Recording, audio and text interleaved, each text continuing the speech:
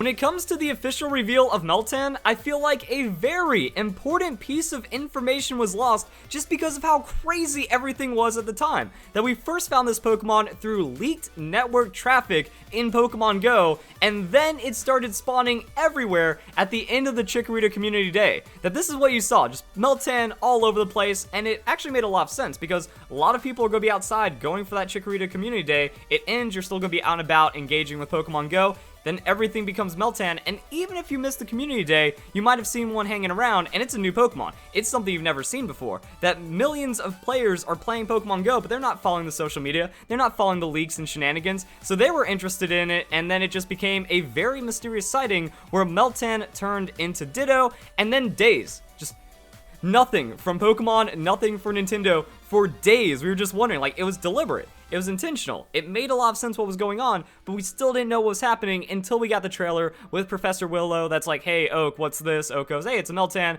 and then we get to gameplay, and now it's all official and junk. But the very important piece of information that we were forgetting, or we forgot about, is that it's an 8th generation Pokemon, and it seems to be the last one in the Pokedex, and we're going to break that down through this video. So if you enjoyed the idea of this video, please share it with your friends, get the information out there, because I haven't really seen anyone going on about this discussion, that, yeah, this is how it was first leaked, you know, new Kecleon icons as a meme, maybe it was a placeholder, maybe it was a new Pokemon, really didn't have an idea of what was going on, because it's a Ditto with a lug nut on its head, and then a stupid like circle in the middle. It doesn't make any sense. So it's labeled as Kecleon in Pokemon Go, but Unity files are tagged with Pokemon 891. So it seems to be a mythical Pokemon labeled at the end of the Pokedex 891.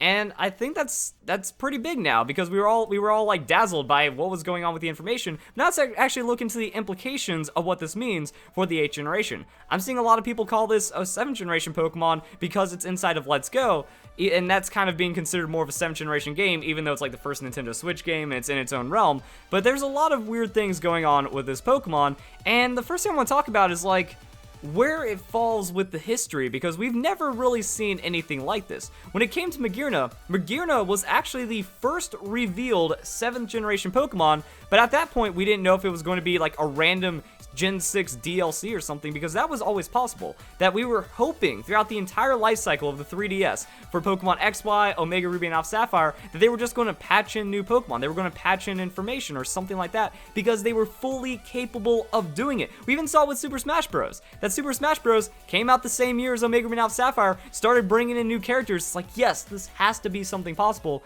But no, Magearna was leaked through Korokoro before we got the announcement trailer that showed like the pick-a-pack model and did the timeline of Pokemon and stuff, and then it eventually became the like a later 7th generation Pokemon. Not the last in the Pokedex because of Marshadow, but I think it kind of puts things into perspective with what could be going on with Meltan. But then Ultra Sun and Ultra Moon came out, and that makes things even more crazy because new Pokemon were added to the Pokedex, including a mythical Pokemon. So we sit at Pokemon 807.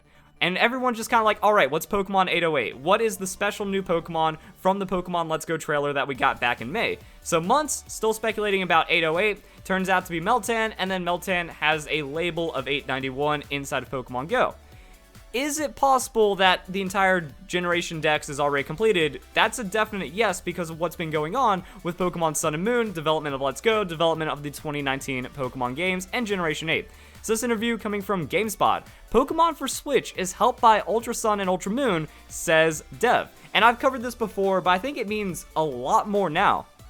Because Masuda has come out in interviews and said that Pokemon Let's Go and the 2019 Pokemon game, they were being developed simultaneously. So Game Freak was being spread thin. So thin that what they did was they took the younger members of Game Freak and then had them work on Pokemon Ultra Ultra Moon because everything was already made from Pokemon Sun and Moon. They can handle upgrading and they can learn how to develop Pokemon in something that's going to be not require as much work. But then we have the split staff working on Let's Go and the Generation 8 games. For example, this time with Ultra Sun and Ultra Moon, we can treat it mainly as a project for our younger staff to work on to grow and develop their skills, while perhaps the more veteran, established members of the company can work on the upcoming Switch project. Now, it turned out to actually be 2 Switch projects, and going back to Pokemon Ultra Sun and Ultra Moon, we had the E3 announcement following Ultra Sun and Ultra Moon, where Ishihara, the CEO of Pokemon, came out and said that they're working on an RPG for the Switch. This turned out to be the 2019 game, announced back in 2017, while there was also talk of development development of the Nintendo Switch game when Ultra Sun Ultra Moon was being worked on, and Ultra Sun Ultra Moon was already being worked on for years. So that means we're going to have like 4 years of development in the 2019 game, maybe like 3 years on Pokemon Let's Go Pikachu and Eevee. This is going kind of deep. So now that we're getting, close to launch time, that these Pokemon are going to start being revealed, things are getting finalized already for the Generation 8 Pokemon games, it would just make sense that they already have all the Pokemon. That's going to be one of the first things designed about the generation, about the games, about the region. Those models need to be pumped out early and then integrated into the game, so it kind of makes sense that Pokemon Go has this information as well. That Pokemon Go, they want to have all Pokemon available at some point in the future and then make it kind of like a full-fledged Pokemon generational experience. So having it coded as 891 makes it seem like it's pretty confident that all the other Pokemon, all 83 of them, have been developed for the Generation 8 games, and then Meltan kind of sits at the end like we're used to with some mythical Pokemon stuff. The only time this rule was broken was when it came to the 5th generation, and I actually mistook this. Like, I forgot the Victini was actually number 1 in the National Dex. I knew it was number 0 in the Unova Dex, and I thought they just kind of like seeded it at the end. I didn't really care about Generation 5 too much to care. But yeah, so Meltan was either going to pull a Victini, or is going to be like everything else, and it seems like it's everything else. Now what this shows is that there could be other mythical Pokemon. Do we get a Generation 4 scenario where there's just tons of mythicals or like crazy legendaries at the end? Or do we get something where it's like, alright, one more after Meltan, that way there's still a surprise when the games come out, and we end up with, what, 85 new Pokemon for Generation 8?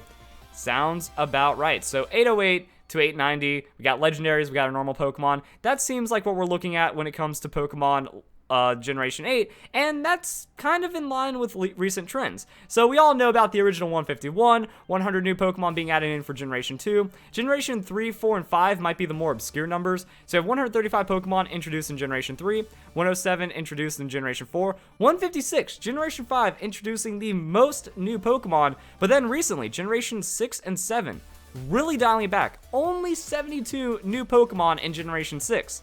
To be fair, Mega Pokemon were introduced. That's also a lot of new designs, a lot of new usable Pokemon, and that kind of bumps the number above 100 when you factor in all the new Megas, as well as some extra forms and stuff like that. But then Generation 7, also in a weird spot, because we had a Lowland Pokemon, so a bit more than 86 overall.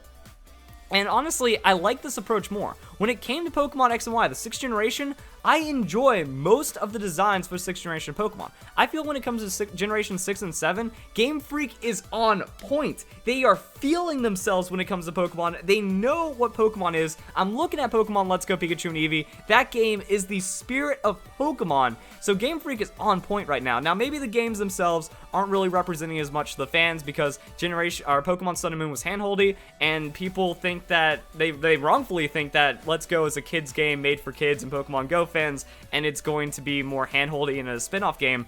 None of that's true about Let's Go, but you can still kind of see that the designs work out really well. That Generation 5 is mine and a lot of people's least favorite generation when it comes to designs because it was just oversaturated. They're just getting all these random weird things that don't really feel like Pokemon being brought in, and felt like a vast majority of designs didn't really fit in with what Pokemon was going for.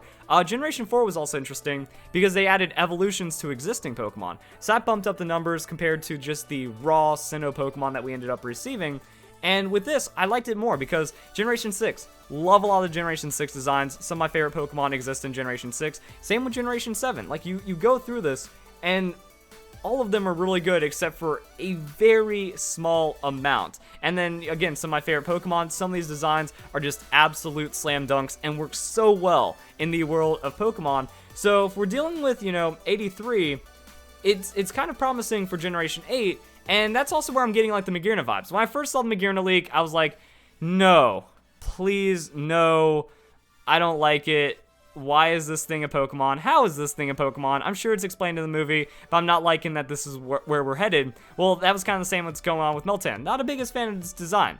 Actually, it's my least favorite Pokemon design to date. But that, since it's a mythical, since it's going to be at the index, doesn't really represent where we're going to fall. And the lower Pokedex number, only having 83 designs to work on over the course of 4 years or 5 years or whatever, it's still going to be nice. Like, I still think we could pull a Pokemon Sun and Moon. I still think we can pull, like, an earlier generation where the rest of the designs are still really well done and really represent Pokemon. So that's kind of the discussion that I want to do. If you haven't seen anyone else, I haven't seen anyone else do this, so please don't forget to share this video, like, comment, subscribe, all that fun stuff, because, yeah, no one's talking about it. I think it's one of the most important things that we have about the Generation 8 games right now. Comment your thoughts down below as well. How do you feel about this? Meltan. A lot of people saying it's Gen 7. I think the data is just completely debunks that right there, and it also makes a lot of sense with the other history, with all the other stuff going on with Pokemon, and it means, over 80 new Pokemon for Generation 8, seeming incredibly likely where we stand. That's going to be pretty fun. So, you guys, enjoy the video. Hope you all have a nice day. Thank you very much for watching.